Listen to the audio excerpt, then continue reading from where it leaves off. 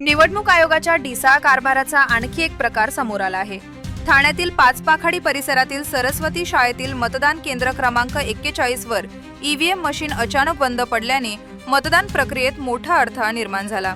या घटनेमुळे सकाळपासूनच अनेक मतदारांना मतदानासाठी प्रतीक्षा करावी लागली, तर काही काळ मतदान प्रक्रिया पूर्णपणे ठप्प होती। या प्रकाराबाबत उमेदवारांनी तातडीने तक्रार दाखल केल्यानंतर संबंधित अधिकाऱ्यांनी हस्तक्षेप करत ईव्हीएम मशीन पुन्हा सुरू केली। मात्र तोपर्यंत मतदान प्रक्रियेला लक्षणीय उशीर झाला होता।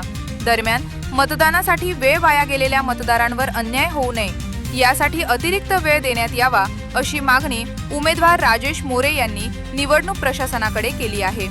निवडणूक प्रक्रियेत वारंवार येणाऱ्या अशा तांत्रिक अडचणींमुळे मतदारांमध्ये नाराजी व्यक्त होत असून निवडणूक आयोगाच्या व्यवस्थापनावर प्रश्नचिन्ह उपस्थित होत आहे। शेवटी मशीन आहे, माणूस जो काहीतरी हे होऊ शकतो, मशीन पण काहीतरी बिघडू शकते। त्यामुळे थोडासा हे न करता आपण यांच्या मागे यांना टाइम कसा देता येईल, टाइम कसा वाढवून घेता येईल ते बघू, त्यांचा उत्साह वाढवूया। चुनाव आयोगाने सांगितलं की प्रत्येक ठिकाणी एक मशीन एक्स्ट्रा ठेवण्यात आलेली आहे, काहीतरी बिघाड झाला की लगेच मशीन चेंज करता येईल। इथे काय असं सिस्टम दिसला का?